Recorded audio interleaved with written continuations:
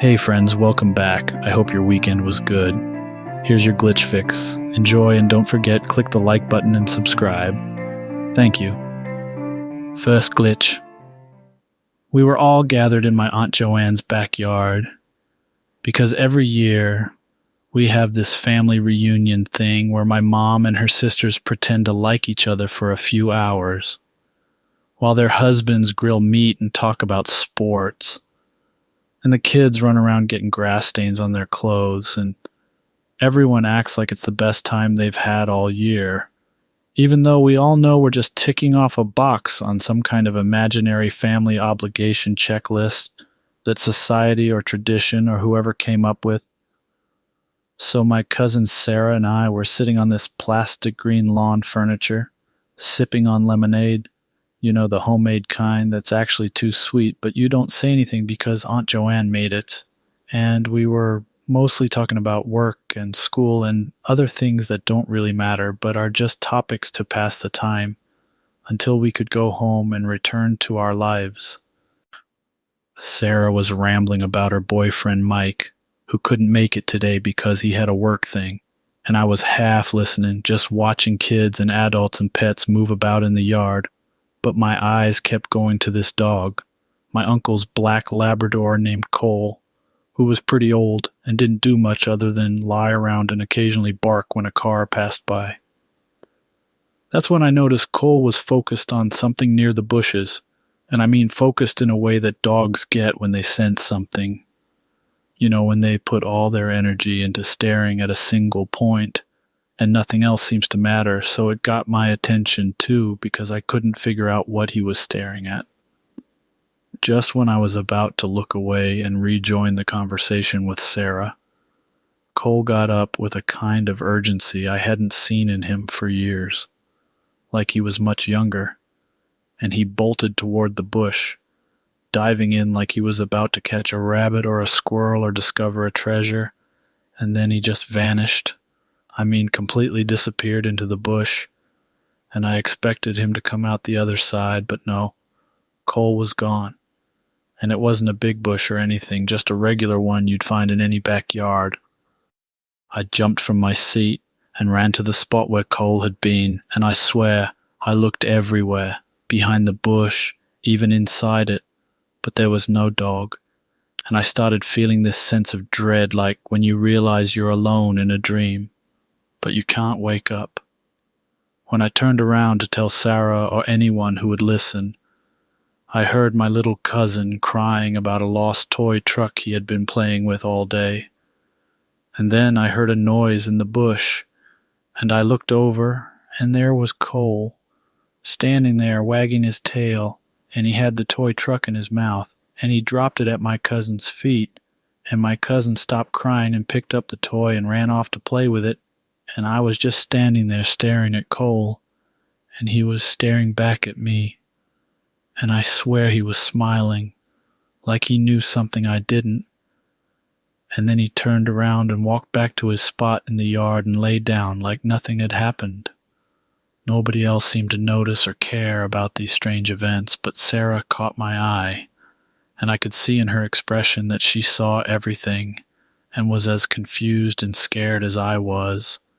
And we spent the rest of the evening acting normal, but feeling anything but.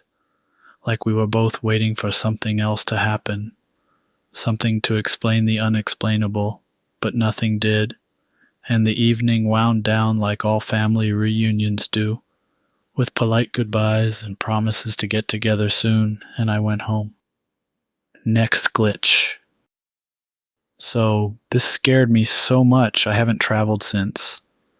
I was sitting there in the living room with Thomas, my buddy from college, and we were just kind of zoning out, playing some video game, and I had on my noise-canceling headphones, you know, those really expensive ones that block out like every sound and make you feel like you're in your own world. Thomas doesn't really like it when I wear them because he says it's like I'm ignoring him, but I mean, we were both pretty engrossed in the game and not really talking anyway. And then, out of nowhere, while I'm wearing the headphones and trying to focus on the game, I hear this voice, not from the game, not Thomas, but it sounded like it was coming from the headphones saying, "Don't go to Mexico," in this low, almost whispering voice. And it was weird, man, like really weird. Because the game we were playing had nothing to do with Mexico or anything like that. It was just one of those space shooter games where you fly around and shoot aliens. And it wasn't just once. I heard it 3 times, the voice saying, "Don't go to Mexico." And each time it felt like the voice was coming from a different direction, and I was starting to feel freaked out. So I just ripped off the headphones and looked at Thomas, like expecting him to have some kind of reaction, but he's just sitting there still playing the game like nothing happened. And I asked him, "Did you hear that?" But he just looks at me like I'm crazy and goes, "Hear what, man? You had your headphones on." So I'm feeling kind of unsettled, right? But I don't want to sound like a total nutcase, so I just put the headphones back on but keep the volume really low, just in case, and we keep playing, but I can't really focus. All I can think about is that voice. And the weird thing is, we had actually been talking about going on a trip to Mexico this summer. Like just a random idea we had, nothing serious, but now I'm starting to wonder if it's some kind of sign or warning or whatever. And it's weird because the rest of the evening is just kind of off. Like we finish the game, eat some pizza, but we're both not really into it. Like we're just going through the motions. And every now and then I catch Thomas looking at me like he's trying to figure out if something's wrong, but he doesn't say anything, and I don't say anything either. We just kind of let the night end, like when something's changed, but you don't know what or why. And now it's like, I don't know, every time I even think about going on any trip, not just Mexico, I feel this weird dread, like I'm ignoring something important, something I shouldn't ignore. And I haven't touched those headphones since. They're just sitting there on the table, gathering dust. And I don't know what to make of it. I don't know if it was just a Bluetooth bug or something more. And I can't help but wonder what would have happened if I hadn't heard that voice. Next glitch. In early 2011, my now ex-girlfriend told me a weird story that I believe fits right in here. Her mother took her shopping one day in Center City, Philadelphia. We both lived in a certain neighborhood in North Philly at the time, and like many other residents, they used the trusty subway system to get there. The ride there and the actual shopping was uneventful, but when they were riding home, things got weird. For you Philadelphians, they were riding the Broad Street line north from City Hall, headed for Girard so they could take the trolley. They rode it so many times they didn't even listen for the station announcements anymore. They just counted the number of times they stopped. When their station came, they stepped out of the train and immediately noticed that something was off. The layout of the station was completely different, and the walls had a completely different design. The most startling thing to them was something that would otherwise be quite innocuous.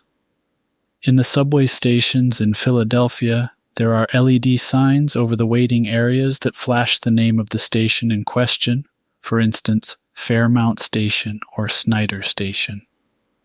The sign in the station they were in just said station. My ex snapped a picture of it, and I'm sure she still has it, though we no longer communicate.